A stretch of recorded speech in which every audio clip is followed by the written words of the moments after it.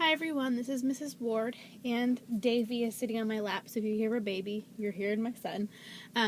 Tonight we are going to be talking about Newton's laws, Concept 1. Concept 1 focuses on forces. Alright, so first of all we need to talk about what a force is. So a force is always caused by some agent, and it's exerted on an object. The agent is the thing doing the pushing or pulling. The object is the thing that experiences the pushing or the pulling.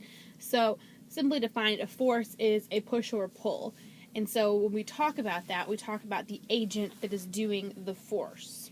Alright, the object is not as important as what is actually causing the force itself. So there's different types of forces, and as I said, we classify the forces based off of the agent that exerts the force. So the most common force that we've talked about a lot already in class is gravity. It's the force exerted by the planet that you're on. In our case, it's exerted by Earth, which is that 9.81.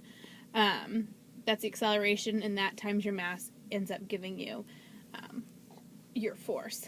Your weight is a measure of the gravitational force that Earth exerts on you. We will talk more about that this unit.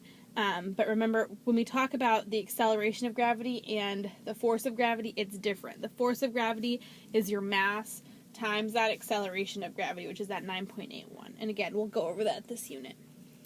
Another common force that we'll deal a lot with is tension force, and that's the force exerted by a rope, chain, or a similar device.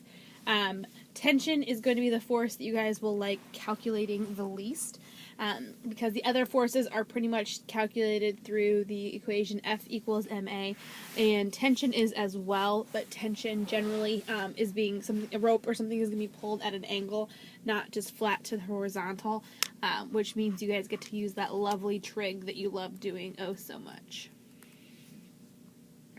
Another example of a force is a normal force. That's the force exerted by the surface of an object rests upon.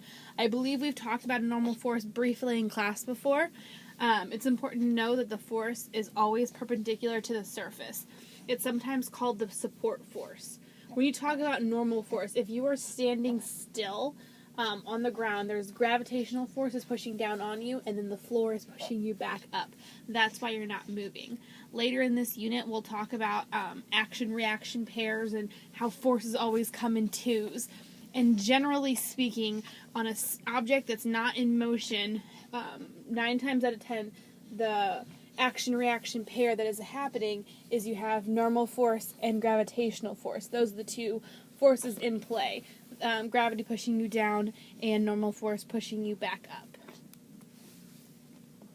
There's also certain resistive forces. So tension, gravity, normal force are all propelling you in a certain direction. They're pushing you a certain way.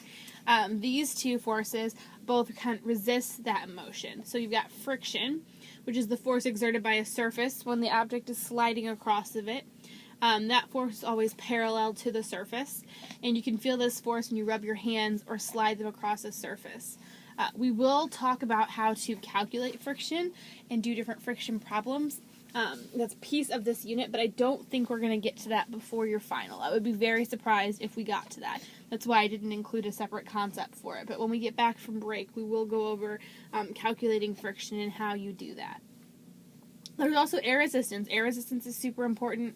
We talk about those problems we were just doing last unit with free fall and propelling objects through the air. Okay, so it's the force that's exerted by the surrounding air that resists motion.